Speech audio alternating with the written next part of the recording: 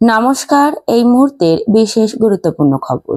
EVM নিয়ে নানা সময়ে নানা কথা বলা হয়। এমনকি ইভিএমে কারচুপি সম্ভব বলেও দাবি করেছেন তৃণমূল নেতৃত্ব।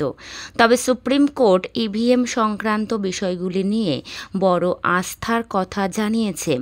এ নিয়ে একটা মামলায় বলা হয়েছিল, প্রতিটি ইভিএমে যত ভোট পড়ছে তার সঙ্গে ভিভিপ্যাটে প্রাপ্ত ভোট মিলিয়ে দেখতে হবে।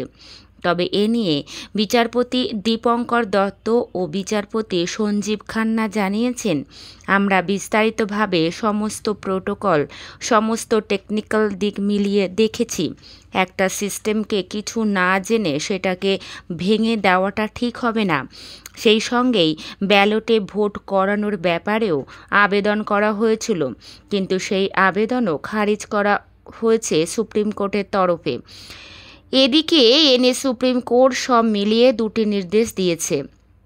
একটি হলো ভিভিপ্যাট ও ইভিএম সংক্রান্ত নির্দেশিকা।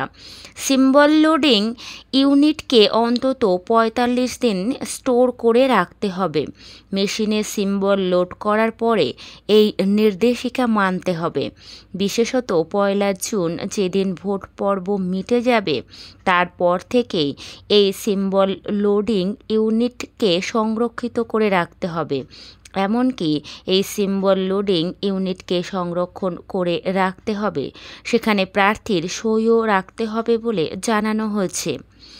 সেই সিল করা ইভিএমগুলি স্টোর রুমে রাখতে হবে। ভোটের ফলাফল ঘোষণার পরে অন্তত ৪৫ দিন ওই ইভিএমগুলিকে রাখতে হবে। সেই সঙ্গে আদালত জানিয়েছে, ইভিএমের মাইক্রো কন্ট্রোলারকে পরীক্ষা করতে হবে। ইঞ্জিনিয়ারদের টিম দিয়ে তা পরীক্ষা করে দেখতে হবে। প্রার্থীদের অনুরোধ এলে তা খতিয়ে দেখতে হবে। সেই সঙ্গেই আদালত জানিয়েছে যে এই যাচাইয়ের ব্যাপারটির জন্য যে খরচ করা হবে তা বহন করতে হবে সংশ্লিষ্ট প্রার্থীকেই। তবে ইভিএমে কোনো সমস্যা দেখা দিলে সেই টাকা ফেরত দিতে হবে। সেই সঙ্গে সুপ্রিম কোর্ট জানিয়েছে যে ইভিএমের সঙ্গে ভিভিপ্যাটের যে ব্যবস্থা থাকে সেটা গণনা করার জন্য কোনো মেশিনের ব্যবস্থা করা যায় কি না সেটা দেখা যেতে পারে।